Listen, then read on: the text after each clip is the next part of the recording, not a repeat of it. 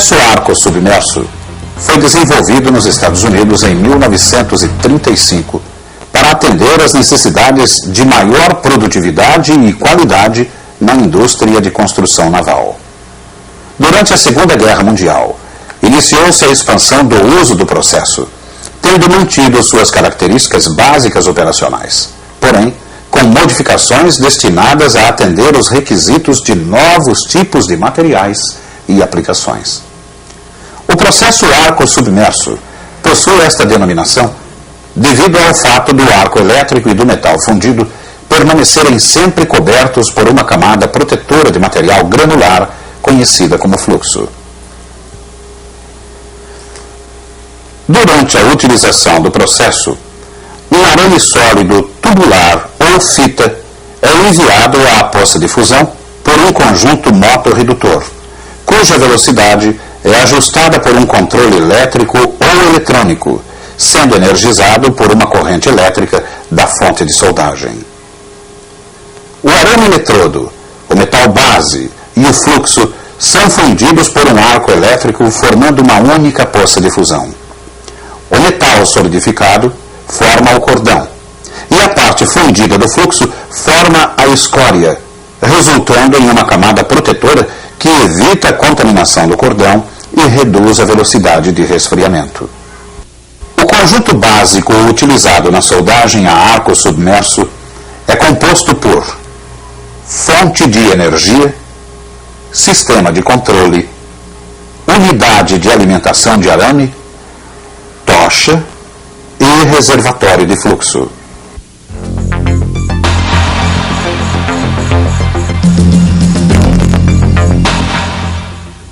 A fonte de energia geralmente possui uma capacidade superior a 400 amperes, devendo fornecer tensão e corrente suficientes para a fusão do arame eletrodo. Ela pode ser do tipo transformador ou retificador. O transformador fornece somente corrente alternada, sendo normalmente utilizado nas aplicações com 2 ou mais arames na mesma poça de fusão. O retificador fornece corrente contínua, obtida através da retificação da corrente por meio de diodos ou tiristores. O sistema de controle geralmente possui medidores de corrente e tensão, chave liga-desliga, comando para posicionar o arame e regular a velocidade de deslocamento. Sua função principal é ajustar a velocidade de alimentação do arame eletrodo, sendo pré-ajustada conforme a aplicação.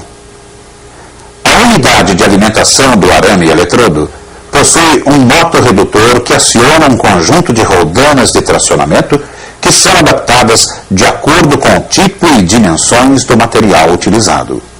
O contato elétrico é feito através do bico de contato montado na extremidade da tocha.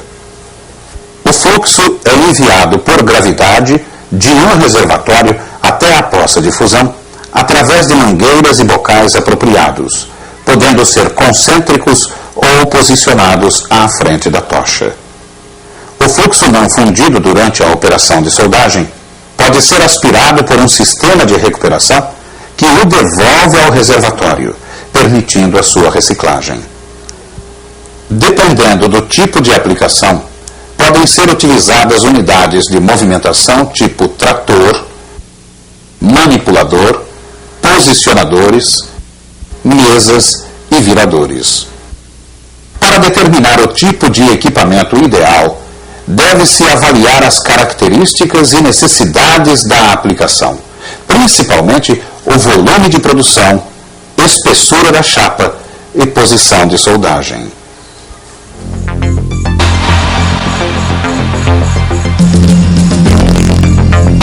A soldagem a arco submerso se caracteriza por ser um processo com arco estável e suave, gerando poucos fumos, ótima penetração e isento de respingos, resultando em cordões uniformes com excelente acabamento. A utilização de uma combinação adequada entre o metal de adição, fluxo e técnica operatória permite a soldagem de união, enchimento e revestimento de peças metálicas.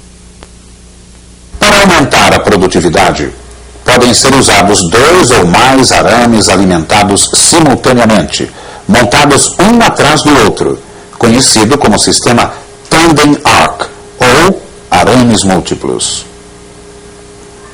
Para se obter um cordão mais largo, geralmente nas operações de revestimento são utilizados 2 arames alimentados por uma só unidade motriz e posicionados lado a lado.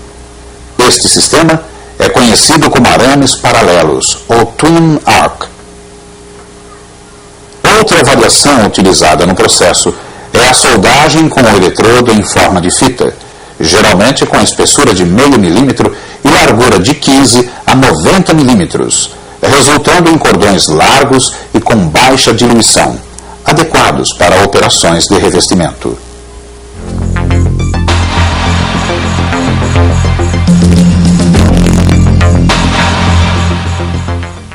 Para a obtenção de um processo de soldagem adequado em termos de qualidade e produtividade, é importante conhecer as principais variáveis do processo e suas influências. Polaridade. Geralmente é utilizada corrente contínua conectando o arame no polo positivo, obtendo neste caso maior penetração, melhor visual do cordão e maior velocidade de soldagem. Corrente de soldagem. Afeta diretamente a taxa de fusão do arame e a penetração do cordão. Aumento da corrente resulta em maior penetração. Diminuição da corrente proporciona menor penetração. A variação da velocidade do arame provocará uma alteração proporcional na intensidade da corrente. Tensão influencia diretamente o comprimento do arco, a largura e altura do cordão, com um efeito secundário na penetração e na taxa de fusão do arame eletrodo.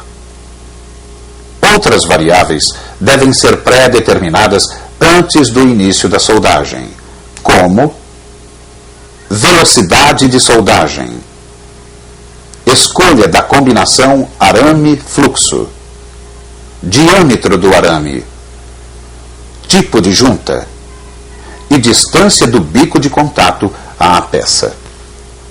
Para a execução da soldagem pelo processo arco submerso, o operador deve adotar os seguintes procedimentos: preparação da limpeza da junta, alinhamento do arame com relação ao centro da junta, supervisão da abertura e interrupção do arco e da operação de soldagem, incluindo a verificação e eventuais correções dos parâmetros. Limpeza da camada de escória.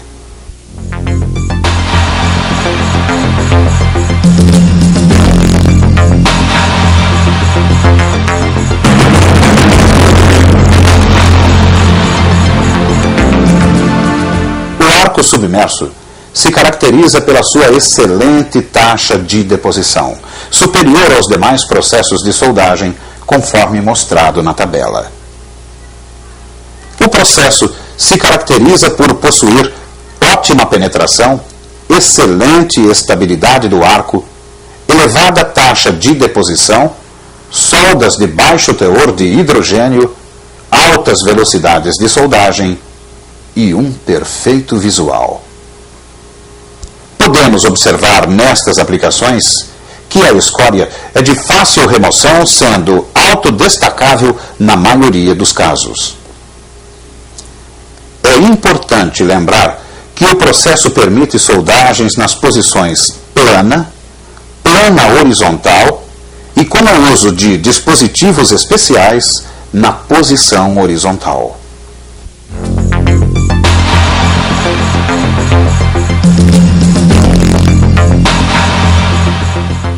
Os fluxos possuem diversas funções na soldagem a arco submerso, entre elas, estabilizar o arco elétrico, fornecer elementos de liga para o metal de solda, proteger o arco e o metal fundido da contaminação atmosférica, desoxidar o metal de solda, influenciar no aspecto e formato do cordão de solda, escorificar as impurezas. De acordo com o processo de fabricação, os fluxos podem ser divididos em dois grupos, fundidos e não fundidos. Os primeiros são produzidos pela fusão da mistura de seus componentes em fornos elétricos ou queimadores. A massa, após o resfriamento, é moída, peneirada a uma granulometria determinada e, em seguida, o fluxo é embalado em sacos ou tambores. Os fluxos não fundidos podem ser subdivididos em fluxo misturado, sinterizado ou aglomerado, sendo este último o mais utilizado. Na fabricação do fluxo aglomerado, os componentes em forma de pó são misturados e, com a adição de um silicato como elemento ligante, são granulados e posteriormente secados em forno. Sendo os fluxos higroscópicos, o que significa que podem absorver umidade, os mesmos devem receber certos cuidados até a sua utilização. É necessário que a estocagem seja feita em embalagens fechadas em ambientes secos, com umidade relativa máxima de 50%, ou a utilização de estufas para essa finalidade. Caso o fluxo absorva uma umidade excessiva, deverá ser ressecado em fornos apropriados, com temperaturas controladas indicadas pelo fabricante. Conforme sua capacidade de alterar a composição química do metal de solda, os fluxos podem ser classificados como neutros e ativos ou ligados. Os fluxos neutros não alteram significativamente a composição química do metal de solda, sendo indicados para a soldagem em passes múltiplos. Os fluxos ligados transferem elementos de liga para a poça de fusão, tendo uma participação importante na composição química do metal de solda. De acordo com os elementos de liga adicionados, estes fluxos são usualmente utilizados na soldagem de aços baixa liga e aços inoxidáveis, ou para revestimentos duros resistentes ao desgaste.